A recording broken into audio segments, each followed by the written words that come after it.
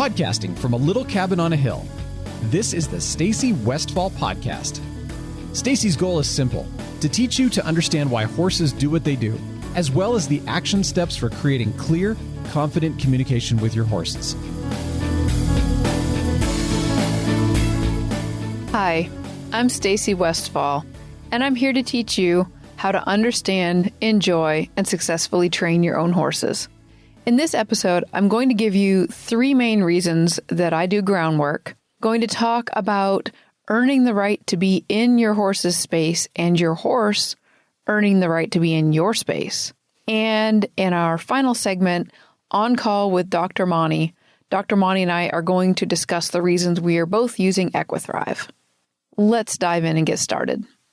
You may have noticed that in the podcast, I like to use a lot of verbal illustrations so that you can easily follow along. And I'm about to do that, but first I want to share with you a voicemail that shows me that what I'm doing is really working. Okay, let's take a listen. Stacy, hi, my name is Alex. I'm here in an airport traveling to work, and I'm listening to your podcast. And it was quite funny that I got the attention of several people who I was trying to follow your directions of riding a circle for the use of the aids. That I guess I got more attention than I was hoping to have, just because all the movements that I was doing with my hands and feet while listening to your podcast here at the bench, waiting for my next flight. Thank you for everything that you do. Alec, I want to thank you for the laugh. And after this illustration, anybody who is going to act out this podcast, I really request that you videotape it, because I want to see a video of you in an airport acting out the round penning I'm about to talk about. That'd be really funny. Okay, let's kick off today with a conversation, a deeper dive into the horse's body. Again, I've mentioned that this is where it starts to get complicated because we, the horse handler or rider, we do start to have an effect on the horses when we're around them. And when I start thinking about teaching people about the horse's body, the very first thing that always comes into my mind is a horse in a round pen. And the reason that I always go to groundwork or this illustration in my mind of a horse in the round pen is because I think when we talk about the horse's body, my early reactions, my early thoughts, whenever I pictured a horse, I pictured automatically horse running on a beach, me on horse, bareback and bridleless, also known as the Black Stallion movie. And so just because this illustration automatically pops into my mind of horse and rider together, I think it makes it easier for us to consider the horse's body at times when we think about groundwork. Because the strength in understanding the horse comes in understanding your role individually, the horse's role individually, and then how the two of you interact together. So for this podcast, I want to talk about 3 reasons you should do groundwork. And then we're going to go ahead and talk even more about earning the right to be in each other's space. The 3 reasons I would really encourage you to do groundwork is because, number 1, it is the best place for you to learn to read your horse's body. Number 2, it is the best place for your horse to learn to read your body. And number 3, you can teach emotional control. Now, because you are separate from the horse during groundwork, and right now I want you to picture that you're standing in the middle of a 60-foot round pen. Alec, I'm flashing back to you in the airport, standing up now, picturing this. Okay, back on track. Picture that you're standing in the center of the round pen and the horse is out near the edge of the round pen. And this would very much have been the situation that I was in when I first met Popcorn at the Road to the Horse in 2006. He was essentially wild and he was in a round pen.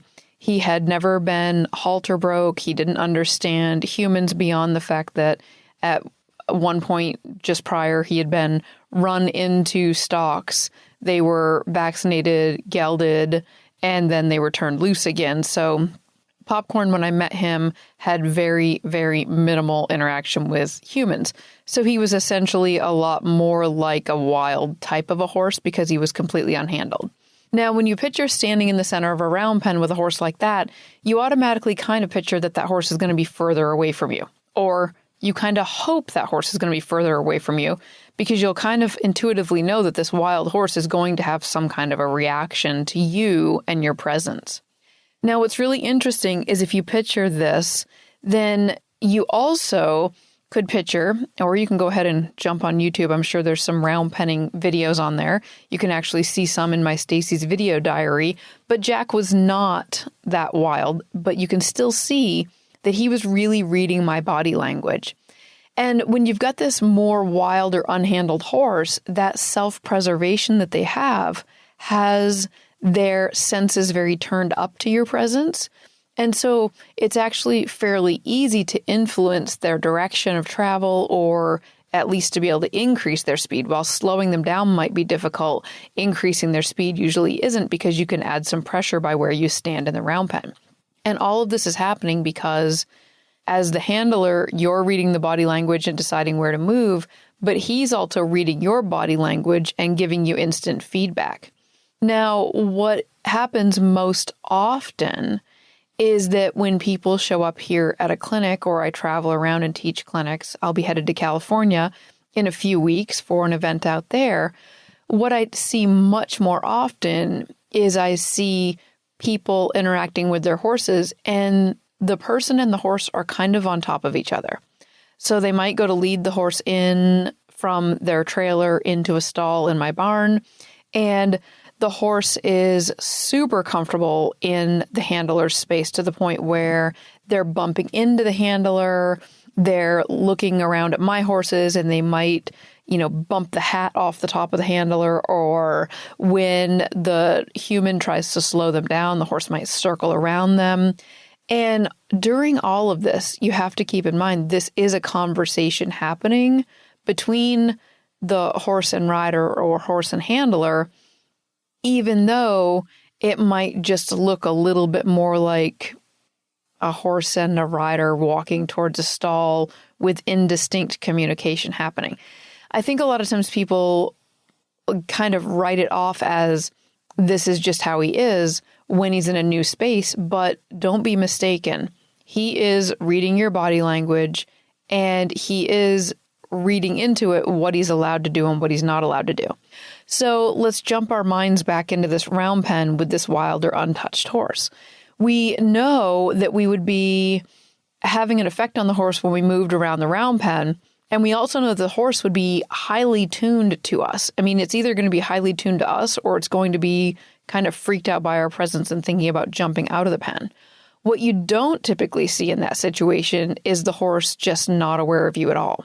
Now, in the example, when somebody is leading the horse in from the trailer into one of my stalls, there are many more times when the horse is seemingly almost not aware that the handler is there.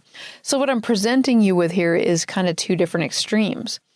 And the point of this is that I want you to think about the power that comes in having that horse away from you. Let's just say 20 feet or more away from you. So 15, 20 feet away or more. And the reason I want you to push that horse out that far in your mind is because now you get this complete picture of the horse's body. And you probably aren't feeling nearly as threatened with your body. Because if that wild horse in the round pen came close to you, you'd probably be tempted to be like, I'm not quite sure I want to be here, because you'd be really respectful of his space because you don't know what the reactions are going to be. I want you to be able to have that much respect for horses, and it doesn't have to be as tinged with what you could call fear or self-preservation for yourself. If that horse were, to wheel around in the round pen, you might feel the urge to jump away and out. But what I want you to do is I want you to approach and think about what is going on here when you really respect that horse's space and when that horse respects your space, and how that conversation feels different than if you've got a horse that's willing to push or really be in your space in a way that maybe should make you uncomfortable. Now, here's an interesting thought. When I met Popcorn and I was in the round pen with him at Road to the Horse, in a way, if you'd been watching, you can almost see a little bit more of that magical dance of liberty when you have this more wild horse than when you have the horse I've been describing walking off from the trailer into one of my stalls. And the reason for that is that this wild horse is still exhibiting all of its ability to read and dance with what's going on around it, to be able to read the body language of the human and to make a turn and a response and go back and forth. And the art of the horsemanship that comes into round penning a horse, or, being in the presence of this wild horse, is that dance of awareness. And I think you see it really clearly in the beginning with this really wild type horse that you intuitively, or the handler hopefully knows, can't just be manhandled into submission. And at the same time, you see this at the opposite extreme when you do see horses that are very trained to do liberty work on the ground. And I think that in the middle is where, if we can turn up our awareness and realize that when the horses are in our space and they're ignoring us, this is a problem. And the reason Groundwork is such a good place for you guys to focus on this is because when you push that horse out to that 20 feet away from you, you can fully see that horse and appreciate it as a separate being. That horse can fully see you and appreciate you as a separate being. And when they're 20 feet away, it makes biting, striking, kicking, and all of these other things that could be labeled blatant disobediences. It makes those safer and actually less likely to happen. And we don't want the horses to learn bad habits of displaying some of those behaviors close into us. And this is why I say that when we are doing groundwork and we keep the horse at a distance, I actually want to, personally, I want to earn the right to be in that horse's space, which means that I'm being respectful of him. But I also want him to earn the right to be in my space, which is him being respectful of me. So anytime that I'm with a horse that I don't know, so let's just say I'm at a clinic and somebody hands me the lead rope to their horse, the very first thing I want is distance between me and that horse. So I will prefer to be on a longer lunge line or in a round pen. Most of the time it's going to be on a longer lunge line. And so I'm going to want to be on something like 24 feet long so I can get some distance between myself and the horse so that we can both begin to earn the right to be in closer. Because if I see that horse is in the habit of ignoring the handler, that's not safe for either of us. It's especially not safe for the handler because we are smaller and more squishy. And if the horse discovers that, that's not a good thing for the horse because we end up with the Buck Brannaman movie situation again. So I want to make sure that I'm very comfortable with my tools that I would need to be able to maneuver a horse that's going to be at least 20 feet away from me. And with a lunge line and stick and string or lunge whip or whatever the tools you are to be able to extend your bubble that far out, it is important that you practice that, especially with a horse that would be respectful of you before you put yourself in a situation where you might be handling a horse that is much more wild. Because what happens is when those horses are much more reactive or emotional, they tend to go fast. And if you're already a little uncoordinated with the tools, then it can feel very quick. And this is where a lot of times you end up with these more wild horses in a round pen, because then you've got the panel walls of the round pen that are helping you instead of the rope. So it's a little less confusing. But don't get me wrong, the art is there and maybe even more strong when you're doing the round penning versus having them on the line. I'll call it 50-50, but there's definitely a bit of a difference. Now, when you've got that horse 20 feet out, you can really read the body language and start to see if it's this wild horse like Popcorn was in the round pen. It gives me a chance to look at what he's looking at and kind of see the world through his eyes. So I'm getting to see him looking around at all the people in the stands and looking at what's going on in the other round pens that were happening at Road to the Horse. And I'm getting to see when I step to the left or step to the right, how much pressure it takes to move him, and pressure being just my presence, and how much he reacts or responds to me moving away from him, and does that draw him towards me, and how can I start that dance of pressure and release, or of basically communication, because just because I'm communicating with him by moving my body around, on one hand, you could call it pressure, but at the same time, I mean, if somebody makes a move in the grocery store and it draws your attention, do you really want to call that pressure, or were they just being kind of interesting? Like maybe Alex was being in the airport. So interesting doesn't necessarily mean pressure, but I think for general communication, a lot of times we simplify it by saying pressure and release, where a lot more of the time when I'm at a clinic, I'm like, your horse looks a little bored. Maybe you need to be a little more interesting. And interesting can be, if your horse has got its head down sniffing dirt, because a lot of these horses that would come in from the trailer headed to a clinic here, if we turned them loose in the round pen, they would be more interested in dirt than the handler in the middle, because maybe they're thinking about rolling and the dirt's looking pretty interesting.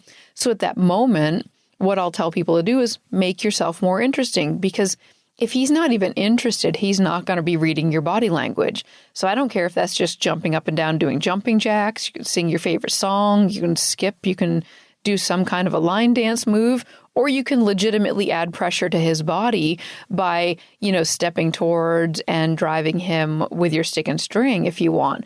But any which way, if he's not even paying attention to you, he's not going to be practicing reading your body language.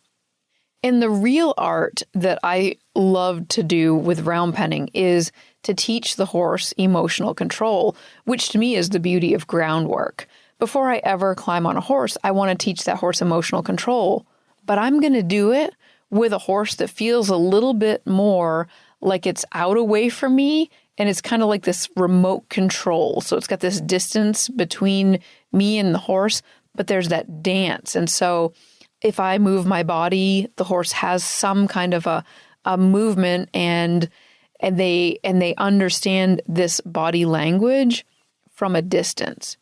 Because then I can start to teach this horse that when pressure goes up, he doesn't need to respond to it.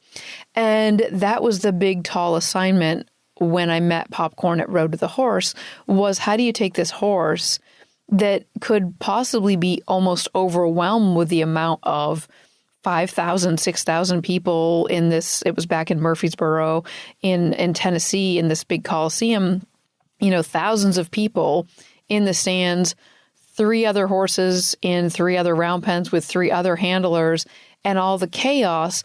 And this horse is reading all of this, and yet I need to be interesting and yet not intimidating, so that this horse will start to look to me and say, are you seeing all this? It's looking a little crazy around here. What do you think about it?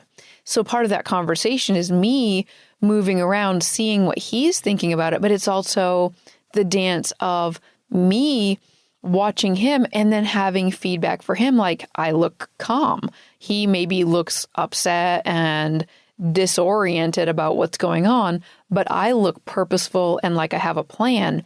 And that starts to become attractive to this quote unquote wild horse, because he intuitively knows from the herd that the one that has the plan is the leader.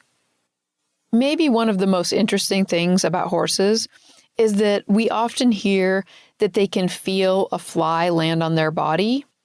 But the one thing I don't hear spoken about quite as much is that they can withstand a kick from another horse that would put us in the hospital.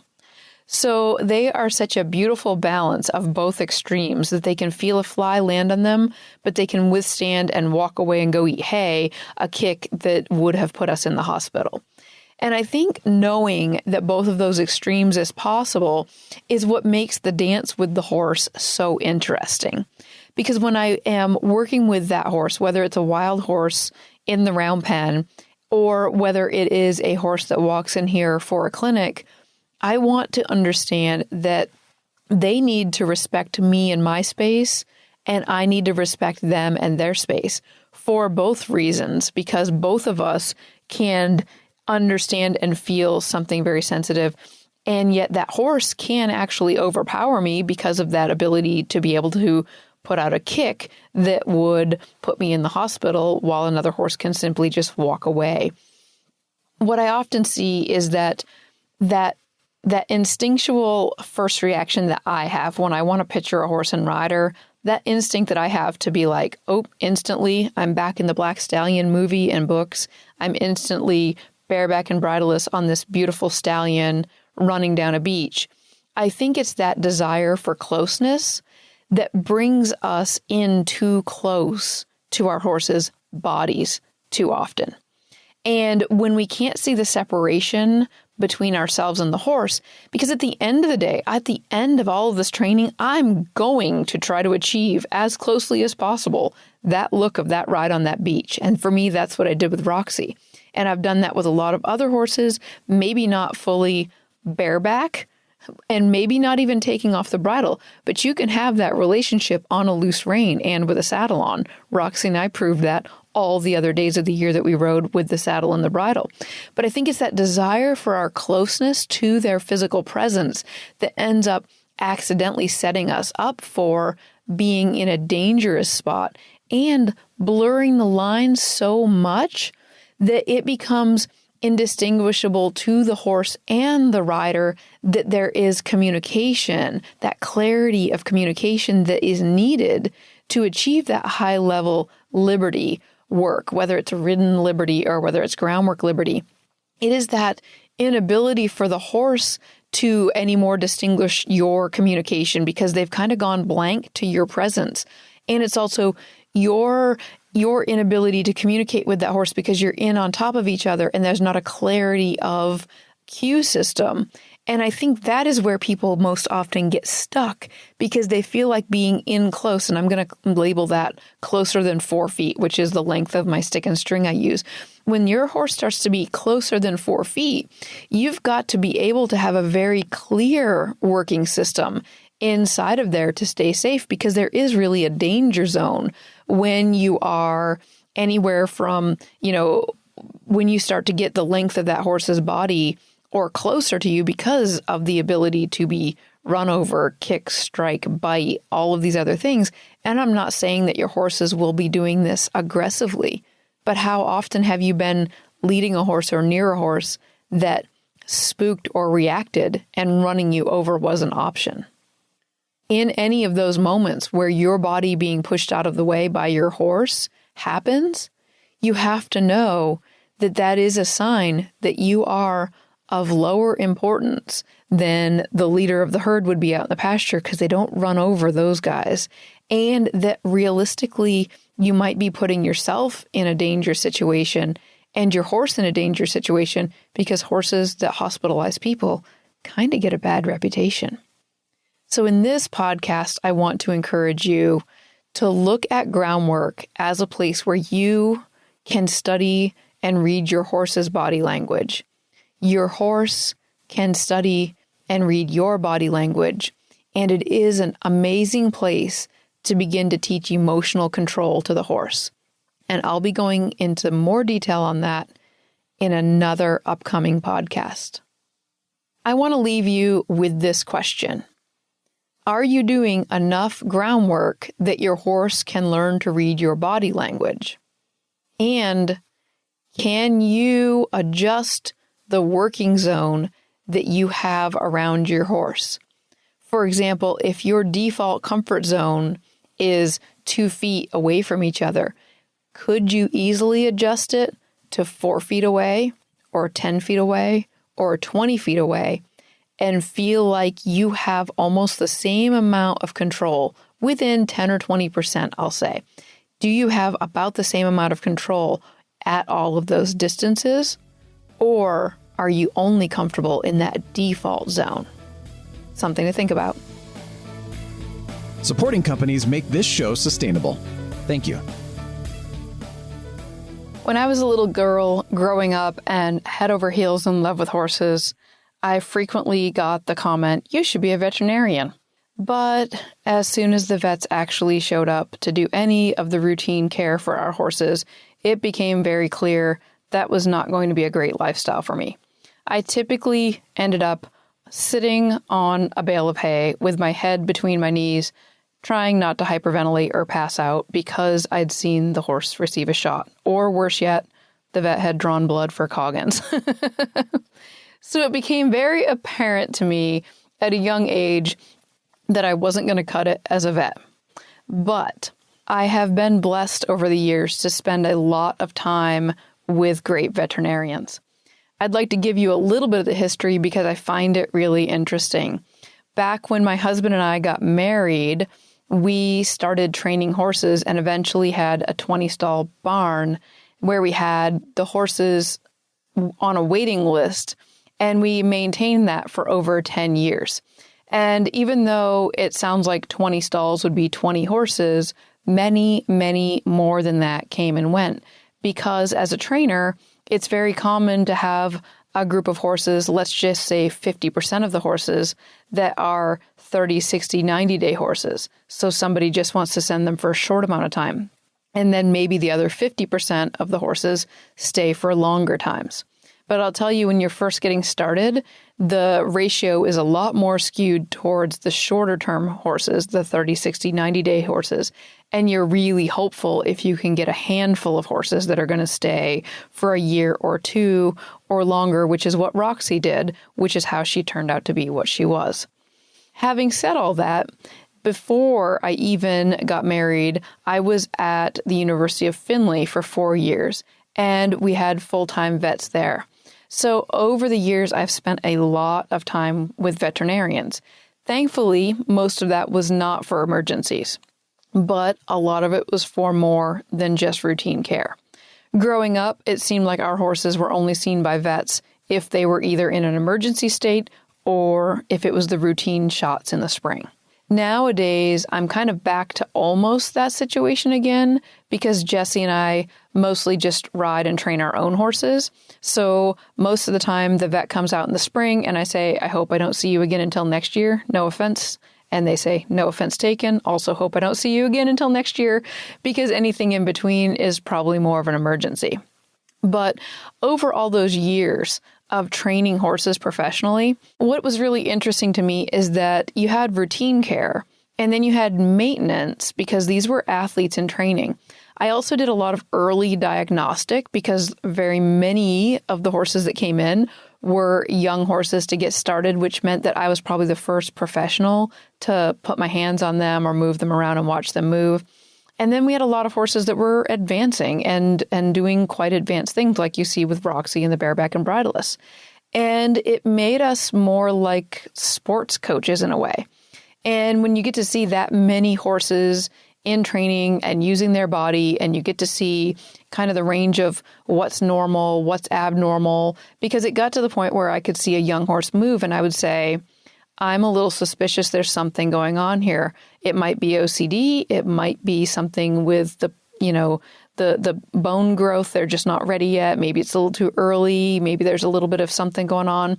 I was very clear that I didn't do the diagnosing. I did the something's off. Let's go to the vet. Now, I always chose, if possible, to be the one to take them to the vet. So a lot of the times that meant that I was the one driving them because I would call the owner, talk to them, or if the owner stopped by because they lived close, I would talk to them and we would agree that a vet trip was needed. And if possible, I either was the one that drove the horse to the vet or I rode along because I always knew how much valuable information was going to be passed around. And the more time that I spent seeing the horse and their symptoms at home, and then going to the vet, watching the vet do the diagnostics, watching whatever went on, whether that was x-rays, whether that was flexion tests, whether that was blocking, whether that was injections. And then I was most likely going to also be the one that was doing the rehab. This was a very key part of my education that didn't happen in the normal education system. I mean, it did because I was at Findlay and I got to see it there, but I for sure continued my education much of the time with somebody else paying the vet bills because these horses were in training. And so the owners were the ones that were wanting to explore and use these different vets. And it was amazing. anytime you can spend time at vet clinics watching what's going on, especially if it's not an emergency, because thankfully I wasn't involved in a lot of those. Those are just really stressful. But I'm talking a lot more of the situations where it's either a young horse and you're saying, this is a little unusual, what's going on here? Or it's a horse that's been going along and you think there might be a little bit, how can we get that top 10%? So we're not focused on a horse that's necessarily in a chronic state of pain. We're looking at how can we maximize this and get the maximum benefit out of this horse that's working. And I have always just loved doing that. So when I was talking to the folks at Equithrive and they said that they had lots of connections with the vets, it was super exciting for me to think that I could continue my education again in that same way. So this week, what I want to bring to you is On Call with Dr. Monty. This is a conversation that I had with Dr. Monty, who has been an equine practitioner for over 30 years, and he focuses specifically on the equine athlete. He's the co-owner and president of the Tennessee Equine Hospital. They have actually 3 locations in Tennessee, and he graduated from Auburn University in 1989. He is currently on the American Association of Equine Practitioners Foundation Board, focusing on benevolence, education, and research for the welfare of the horse. Now on to my conversation with Dr. Monty McInturff. I will also put links to his website on stacywestfall.com. I have Dr. Monty here on the line with me, and we have just met each other, and I'm really interested in hearing, we were connected through Equithrive, and I'm interested in hearing your story, Dr. Monty, with Equithrive, because I have a story with Equithrive, and since they brought us together, I'd like to exchange stories if you're good with that. Yeah, sure. Yeah, I'd be happy to share what I think about it. It was quite interesting to me. I've been practicing about 30 years, and probably 10 years ago, I was approached by the owner of Equithrive to try his product. He was telling me all about it, and I simply said, "Hey, look, I don't really support any over-the-counter oral joint therapies. I'm more into injectable forms like Adequan and Legend and joint injections and the things that I do, and I just don't really think there's enough research to show that these oral supplements really work."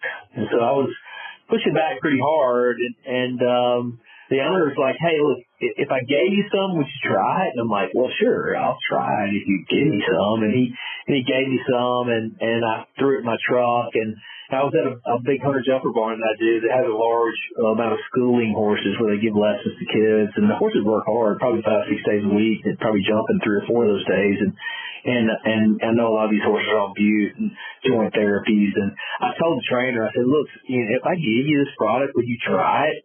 And just let me know what you think?" And he's like, "Yeah, I'd love to give it a go." And so it was a small box that I could thrive, and I gave it to him, told him how to give it based on the label, and I didn't think another thing about it. And about 2 months later, he came back to me and he said, "Hey, Dr. Monty, I'd love some more of that stuff that you put my schooling horses on." I'm like, "What stuff's that?" He said, "Well, that Equithrive stuff." He said, "It really works." I'm like, "Does that stuff work?"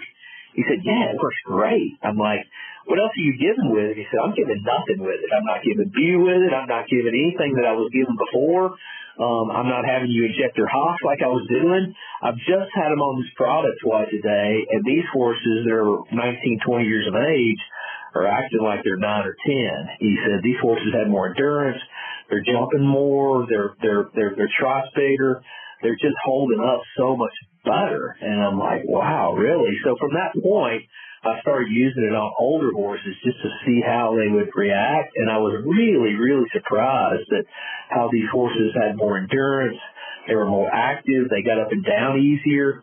I was really impressed by it. So from there, I started studying resveratrol and understanding the product and how it works. But I pushed back really hard, and now in my 30th year of practice, it's actually the only oral joint supplement that I do recommend. I know there's a lot on the market, and I say, look, if you believe in it, give it a go. But this is what I believe in, and it's a great product. Wow, that is quite the testimonial, and I love a lot of it.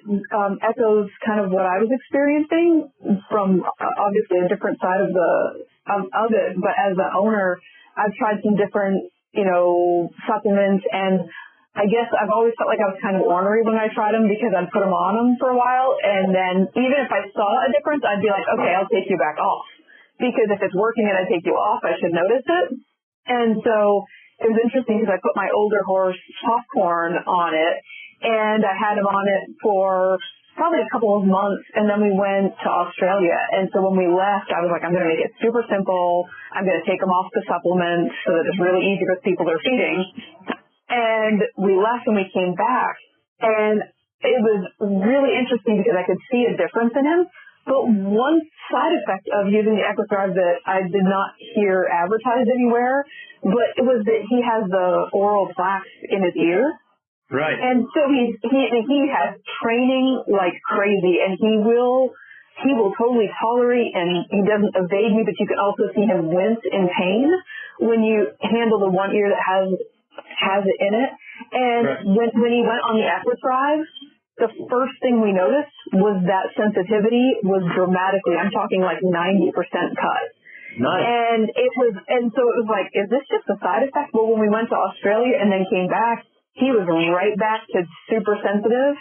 And so it was interesting that before you even touched him to get him out of the pasture to see the rest of what was going on, you can judge it by what's happening as almost like the rest of his body being affected, because isn't it basically it's like an anti-inflammatory, is that correct? Yeah, so it's interesting you say that. What it does is it does not have an effect on the circulating inflammatory enzymes, okay? What's there is there. Like bute blocks those from causing pain, or banamine or these NSAIDs block that cascade. What it does is it turns the production of these inflammatory enzymes down. It kind of cuts the faucet down. It's kind of like gene therapy where it affects the production of these inflammatory enzymes. So we know that with inflammation, the body's actively making more inflammatory enzymes all the time. So if you can cut that down, what you've done is you decrease the inflammation, not by blocking it, but by suppressing it. And it's pretty neat. It's pretty neat. So I'm not surprised to hear you say that. Yeah, and it's essentially like, if you haven't heard of it before, this is very related to like the red wine health claims. Is that? Yeah. Definitely. Yeah, that's what resveratrol in red wine does. It suppresses the inflammation of your body, and inflammation is what makes us age and hurt, right? Yeah. So we age slower, and we don't hurt as much. Well, I from a owner's standpoint, what I know is I've got a very perky 16-year-old horse that I was kind of thinking was going to be, just kind of taking it easy and working on the good days and not doing so much on the not so good days. And now he's tearing around the field and chasing the youngsters around. Yeah. He's back. Yeah. Well, it's neat. It helps in recovery. It helps, inflammation is what basically slows us all down. And if you can slow that inflammation production down, you feel better. That's exactly what's happening. Yeah. Well, thank you for explaining it in more detail. Yeah, you're quite welcome. Thanks for having me. Thanks. If you'd like to learn more about Equithrive, visit equithrive.com. Popcorn uses the Equithrive joint pellets. If you decide that Equithrive is a good fit for your horse, use the code STACY, STACY, at checkout to receive 10% off plus free shipping. Thanks to Equithrive for sponsoring the podcast. Thanks to Dr. Monty for joining me, and thank you for listening. I'll talk to you again in the next episode. If you enjoy listening to Stacy's podcast, please visit stacywestfall.com for articles, videos, and tips to help you and your horse succeed.